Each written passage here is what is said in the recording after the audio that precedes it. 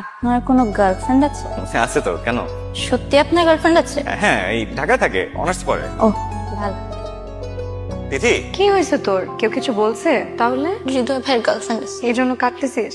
আমি জানি সে মিথ্যা বলেনি। তোকে কেন জিজ্ঞেস করতে গেছিস এসব? এমনি এমনিতে কেউ এসব জিজ্ঞেস করে? তোর বয়স কত? 16। আর হৃদয় তোর থেকে কত বড় জানিস? তুই মাত্র ক্লাস 10-এ পড়িস। তো কি হয়েছে? তো অনেক কিছু হয়েছে।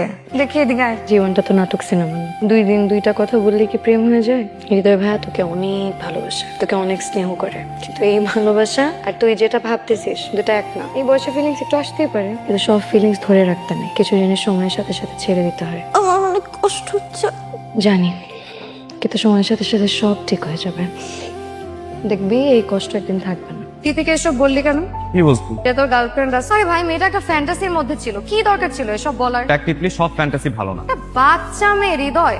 হ্যাঁ, এবং এই বয়সের ইমোশন গুলাই না সবচেয়ে বেশি ডেঞ্জারাস হয়। এমন ভাই বলতেছিস মনে হয় ও তোকে বিয়ে করে ফেলবে। আরে বাবা, আমি কি সেটা বলছি? তাহলে কিছু কিছু ফ্যান্টাসি না মানুষকে এমন জায়গায় নিয়ে যায় যে জায়গা থেকে বের হওয়াটা স্টাফ হয়। এখন সবাই তো তোর মতন এত হিসাব করে ফিলিংস হ্যান্ডেল করে। আমি হিসাব করি না তিতলি, আমি বাস্তবতা বুঝি। তুই বুঝিস সবকিছু, মানে মানে মানুষের ফিলিংস, মানুষের কষ্ট, মানুষের ইমোশন সব বুঝিস।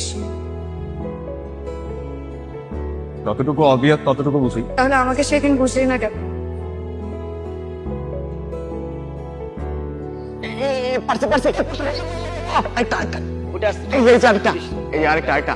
হৃদয় ভাইয়া, কি করে? আমার তোর সাথে একটা কথা আছে। জরুরি কিছু? বাড়িতেই তো বলতে পারতি। আমি তোকে একটা কথা বলবো, কিন্তু তুই হাসবি না প্লিজ। আচ্ছা ঠিক আছে বাবু, বল তো আগে কি হলো বল। আমি তোকে খুব পছন্দ করি অনেকদিন থেকে।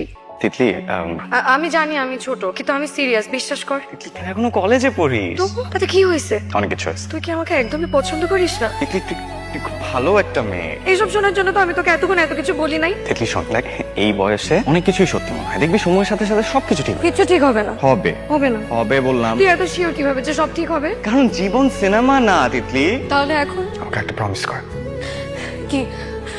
আমাদের মধ্যে যাই হোক না কেন তুই আমাদের ফ্রেন্ডশিপ নষ্ট হতে দিবি না কখনো। দেখ তুই আমার খুব ক্লোজ একজন মানুষ, আমি চাই না আমাদের মধ্যে কোনো কিছু অকওয়ার্ড হোক। আমি জানি না আমি পারবো কিনা, কিন্তু যদি কোনোদিন পারিও, তুই কোনোদিন আমাকে অন্য কোনোভাবে পাবি না।